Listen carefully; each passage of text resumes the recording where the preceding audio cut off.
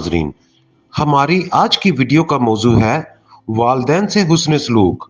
उम्मीद करते हैं हमारी आज वीडियो आपको पसंद आएगी। मजीद इस तरह की इस्लामी और तारीखी वीडियोस देखने के लिए हमारे चैनल को सब्सक्राइब करें और बेल के आइकॉन को जरूर दबाएं। वालिदैन से हुस्न सलूक कुरान और हदीस की रोशनी में अल्लाह ताला ने कुरान मजीद में अपनी इबादत व बंदगी के मुतसिल बाद इंसान को वालिदैन के लिए हुस्न सलूक का हुक्म दिया है।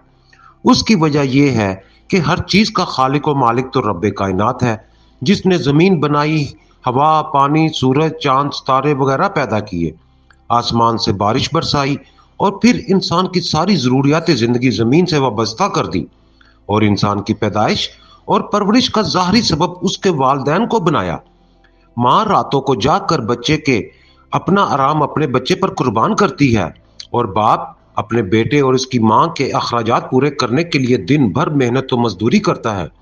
अगर अल्लाह ताला ने वालिदैन के दिल में उनकी औलाद के लिए बेपनाह मोहब्बत और इसार का जज्बा ना रखा होता तो यकीनन बच्चा की सही मायनों में परवरिश व तरबियत ना हो पाती। बनाया। माँ रातों को जाग कर बच्चे के अपना आराम अपने बच्चे पर कुर्बान करती है और बाप अपने बेटे और उसकी माँ के अखराजात पूरे करने के लिए दिन भर मेहनत व मजदूरी करता है। अगर अल्लाह ताला ने वालिदैन के दिल में उनकी औलाद के लिए बेपनाह मोहब्बत और इसार का जज्बा ना रखा होता तो यकीनन बच्चा की सही मायनों में परवरिश व तरबियत ना हो पाती। अब अगर यही बच्चा बड़ा होकर अपने वालिदैन को बुढ़ापे की हालत में बेयारो मददगार छोड़ दे, उनके साथ हुस्न सलूक से ना पेश आए, उनकी गुस्ताखी व बेअदबी करे, तो उससे ज्यादा बेइंसाफी और जुल्म क्या हो सकता है। दीन इस्लाम में वालिदैन के साथ हुस्न सलूक की शदीद ताकीद की गई है और उनसे बदसलूकी करने से मना किया गया है। औलाद पर वालिदैन का हक इतना बड़ा है कि अल्लाह ताला ने अपने हक के साथ वालिदैन का हक बयान फरमाया है,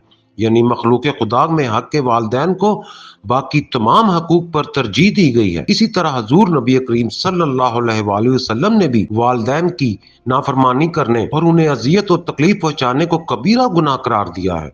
वालिदैन से बदसलूकी करने वाले बदनसीब को रहमत इलाही और जन्नत से महरूम करार दिया है। कुरान करीम में वालिदैन से हुस्न सलूक का हुक्म अल्लाह रब्बुल इज्जत ने कुरान मजीद में कई मुकामात पर वालिदैन से अच्छा बर्ताव करने का हुक्म दिया है। चनाचा इरशाद रब्बानी होता है कि तर्जुमा, और अल्लाह की इबादत करो और उसके साथ किसी को शरीक ना ठहराओ और वालिदैन से अच्छा सलूक करो। इस आयत में अल्लाह ताला ने सबसे पहले अपना हक जिक्र फरमाया और ये वो है कि सिर्फ उसी की इबादत करना और उसके साथ किसी को शरीक न ठहराना। उसके बाद वालिदैन का हक जिक्र फरमाया, उनसे अच्छा बर्ताव करना। फिर उसके बाद रिश्तेदारों, यतीमों, मस्कीनों, मुसाफरों और पड़ोसियों वगैरह का हक जिक्र फरमाया। ये इस बात की दलील है कि अल्लाह ताला के हक के बाद सबसे पहला हक वालिदैन का है, यानी हुकूकुल इबाद में सबसे मुकद्दम हक वालिदैन है। सूरह इनाम में फरमाया, तर्जुमा, आप सल्लल्लाहु अलैहि वसल्लम इनसे कह दीजिए कि आओ मैं तुम्हें पढ़कर सुनाऊं कि तुम्हारे रब ने तुम पर क्या कुछ हराम किया है, और वो ये है कि उसके साथ किसी को शरीक न ठहराओ और ये कि वालिदैन के साथ अच्छा सलूक करो। सूरह नाम इस आयत मुबारका में अल्लाह ताला ने एक तो शिर्क को हराम ठहराया और दूसरा वालिदैन के साथ हुस्न सलूक का हुक्म देकर उनकी नाफरमानी करने और उन्हें अजियत देने को हराम करार दिया है। यानी अल्लाह ताला के नजदीक वालिदैन से बदसलूकी करना एक संगीन जुर्म है। इसी तरह सूरह बनी इसराइल में इरशाद फरमाया, और आपके रब ने फैसला फरमा दिया है कि तुम इसके सिवा किसी की इबादत ना करो और वालिदैन के साथ हुस्न सलूक से पेश आओ। अगर उनमें से कोई एक या दोनों तुम्हारे सामने बुढ़ापे की उम्र को पहुंच जाएं, तो उन्हें उफ तक ना कहो और ना ही उन्हें झिड़को। उनसे एहतराम के साथ बात करो,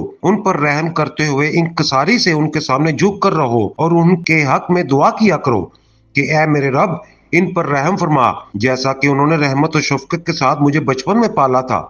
इस आयत मुबारका में भी अल्लाह ताला ने अपने हक के फौरन बाद हक वालिदैन को बयान फरमाया। इसकी एक वजह यह भी है कि जिस तरह सबका माबूद हकीकी एक ही है, इसी तरह हर शख्स का बाप और माँ भी एक ही है। ये एक बड़ी मुनासबत है। इसने अर्ज किया कि मैं हिजरत और जहाद पर आप सल्लल्लाहु अलैहि वसल्लम की बैत करता हूँ और मैं इस पर सिर्फ अल्लाह ताला से अजर का तलबगार हूँ। आप सल्लल्लाहु अलैहि वसल्लम ने फरमाया, क्या तुम्हारे माँ बाप में से कोई मौजूद है?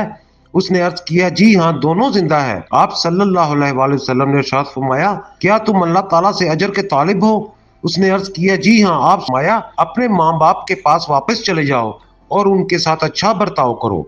والدین نبی پاک صلی اللہ علیہ وسلم نے فرمایا والدین کے قدموں تلے جنت ہے۔ حضرت معاویہ بن جاہمہ رضی اللہ عنہما کا بیان ہے کہ حضرت جاہمہ رضی اللہ عنہ حضور نبی کریم صلی اللہ علیہ وآلہ وسلم کے پاس آئے اور عرض کرنے لگے کہ یا رسول اللہ میں جہاد کرنا چاہتا ہوں اور آپ سے مشورہ لینے آیا ہوں۔ آپ صلی اللہ علیہ وآلہ وسلم نے فرمایا کیا تمہاری ماں زندہ ہے؟